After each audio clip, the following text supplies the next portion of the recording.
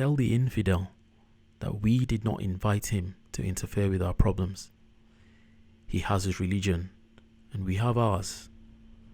And as my predecessor, Caliph Abdul Rahman, said, the only relationship that can exist between a believer and infidel is war. At-Tahiru was quite right about the writing being clear. Far away, over the Sahara and beyond the Mediterranean, it had been a time of great change in Europe as well. The preceding century had seen conflicts such as the 7 Years and Napoleonic Wars, which significantly altered the balance of power. It was a period of immense change, of exploration and expansion. With slave trade being banned and the rise of industrialization, the African hinterland was being explored for its abundant potential in natural resources. European powers previously restricted to the coasts were keen to have access to the heartland territories for several reasons: to harness as raw materials, secure legitimate trade and shipping routes, have annexes for military bases, and as diplomatic chess pieces. The reasons were as myriad as they were complex.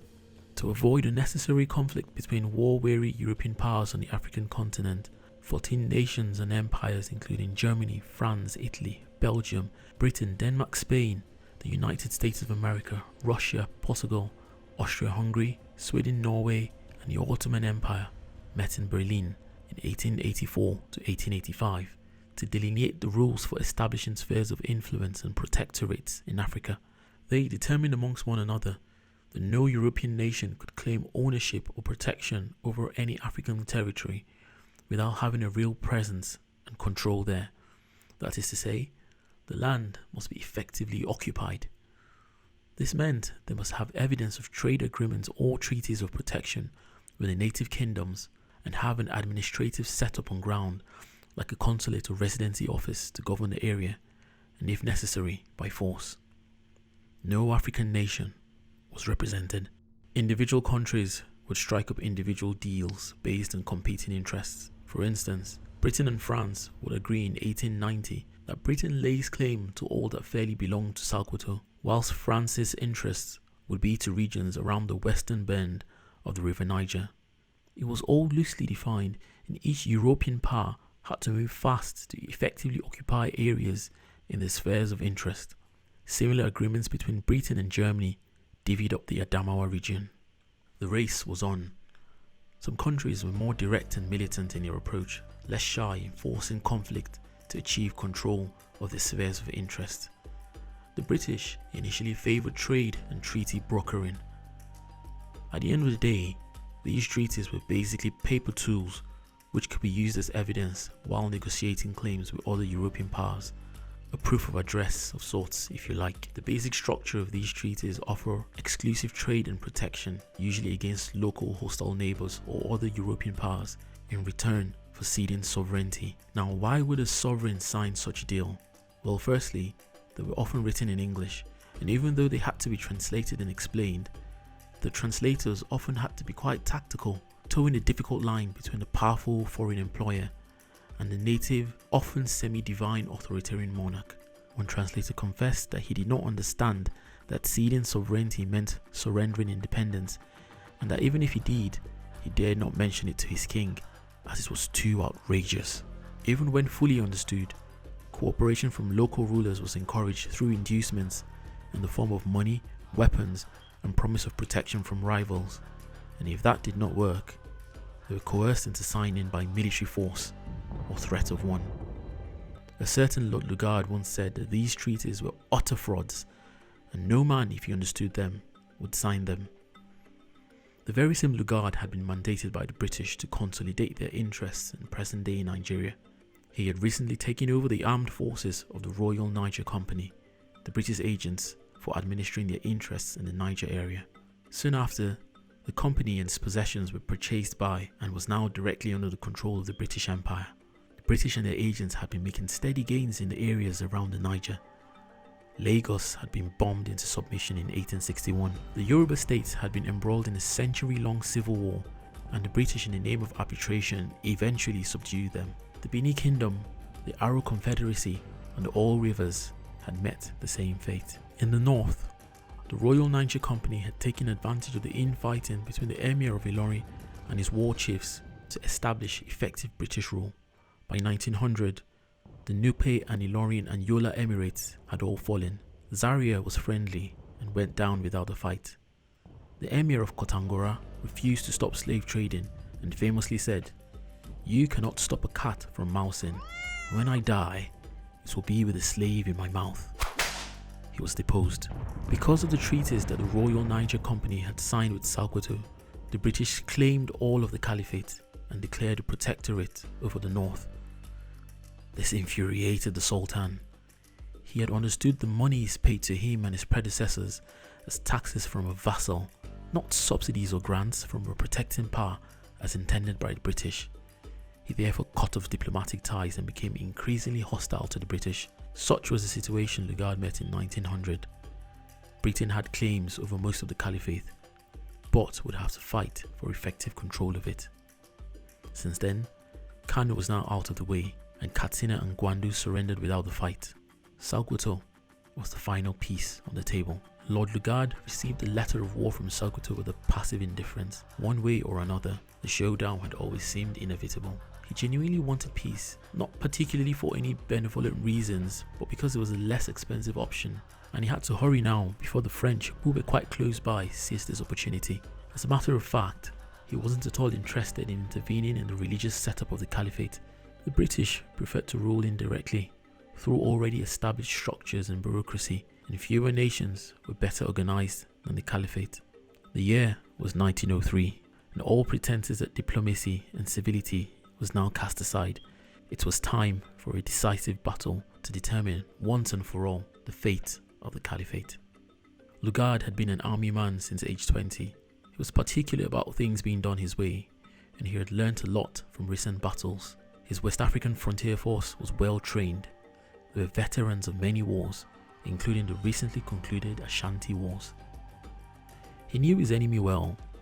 He had perfected the infantry square formation as the answer to the problem of the Fulani cavalry. He knew to stay out of the range of arrows and that his cannons outranged anything that Sokoto could throw at him. He realized he would be severely outnumbered and that he must take up a defensive stance, but he had trust in his men, his guns, and his methods. But Lugard wasn't the only one with intel. In Atahiru's war council, preparations were being finalized as well. They knew how the British fought. They usually began with an artillery bombardment before advancing in square formation and using machine guns from range. They did this at Kano and managed to breach one of the smaller gates. At Kwatakwashi, the enemy formed up tight and was able to concentrate his fire effectively at advancing horsemen. Their plan was simple: prevent at any costs the enemy cannons from coming close enough to bombard the city, and to strike hard and fast with cavalry to disrupt his formation. With a massive advantage in numbers, mobility, and the will of God, victory would be theirs. It was the morning of 15th of March 1903. The Ides of March had come, but definitely not passed. The green banner of the Sokoto Caliphate streamed in the sunlight as the men took up their positions. The mood was mixed. 100 years had passed since the founding of the Caliphate, and the prophecy from Danfodio himself had predicted it would last only a century. Others were hopeful in the arrival of a Mahdi to save the day. The air was pregnant with nervous energy, but the horses were steady and the men quiet. To avoid bombardment of the city, the Sokoto cavalry had left the protection of the city walls and formed up outside the city, ready to attack. Caliph Muhammad Atahiru commanded the center, Muhammad Maiturare on the right, and Ibrahim Sakin Rabah on the left. They would have numbered at least 15,000 horsemen and many infantry. They were armed with lances, spears, and Dane guns. The West African frontier force, on the other hand, was about 800 strong, with 4 Maxim machine guns capable of firing 500 bullets per minute. They also had 4 cannons. They formed up in tight square formations. To the stirring drone of kaka keys and drums ringing, the first charge was unleashed, riding fearlessly into the rapid guns of the adversary. The cavalry charge was swift and powerful, but unfortunately, not swift enough to avoid the barrage of bullets volleyed at them. They were never able to close the gap to the Guards' lines in significant force. Any who weren't cut down on the way simply charged through the gaps in the squares along corridors of fire and death. Again and again they withdrew, reformed and charged, probing for weaknesses and soft spots in the enemy lines, but the coordinated fire and discipline of the colonial troops withstood each wave. Casualties mounted very quickly, and it was becoming clearer that their position was becoming untenable. The experienced General Marafa Maiturare and Waziri Bukhari galloped over to Caliph Attahiru to convince him of the need to withdraw. "Do you think this is my first battle?" he said to us, snapped back in frustration. Nevertheless, the Caliph and his entire force withdrew, leaving countless dead on the fields outside the city. The only option now was Hijra. Sokoto was deserted as most decided to follow their Caliph into exile. Knowing that the logistics were going to be quite difficult, and with the major roads being watched by the British, Attahiru released his followers from their oath of allegiance, and a significant portion of his followers, led by the Waziri and the Marafa, eventually went back to the city and formally surrendered. Such was the dismay, the despair and sense of confliction that the Waziri wrote an essay explaining his decision. In it, we find that he based his decisions on the edicts of Danfodio, and he consulted with eminent scholars of his day who pointed out precedents from the Abbasid Caliphate, which in 1258 had its capital Baghdad sacked by the Mongol golden horde of Hulegu Khan. He surmised that it was permissible for Muslims to leave a clear conscience on the pagan rulers so long as they paid them only lip service. This document, the Risalat, survives to this day. Another great-grandson of Danfodio was installed as Sultan of Sokoto, but the Caliphate was for all purposes in its death throes.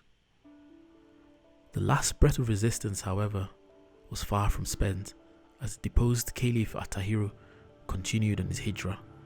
Thousands flocked under his banner as they made their way eastward. The British decided to hunt him down and to put an end to the struggle once and for all. The last stand was in Burma. The Caliph and a great many host of men and nobles camped within the city and fortified it.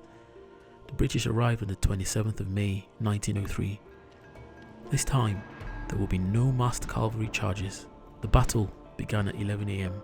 with the thundering of cannons and the staccato of machine gun fire. The defenders on the walls fought desperately. Some are said to have tied themselves together to prevent one another from fleeing. Such was the intensity of their conviction to fight. When the walls were breached and the savage street fighting that followed, every yard taken by the advancing invaders was stained red and taken over the dead bodies of the defenders. By evening, only the mosque remained. In it, the Caliph and his closest supporters.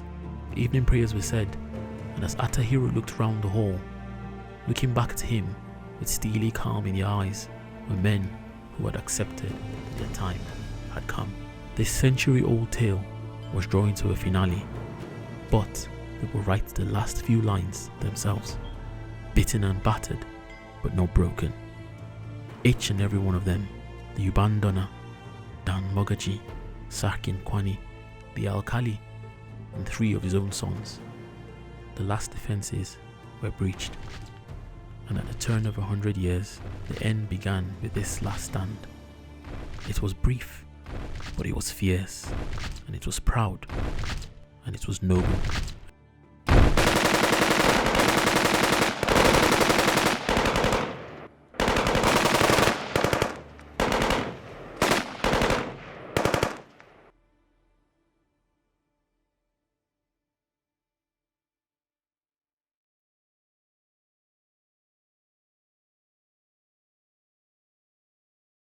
The Caliphate had finally breathed its last. The empire ended as it had begun, with the Caliph and his convictions, surrounded by the unquestioning devotion of his men, with love and sacrifice, with blood and death, but with life anew too, and the promise of hope for a better 100 years to come. The May Warno a son of Muhammad Atahiro, managed to flee with some followers to present-day Sudan, where their descendants still live.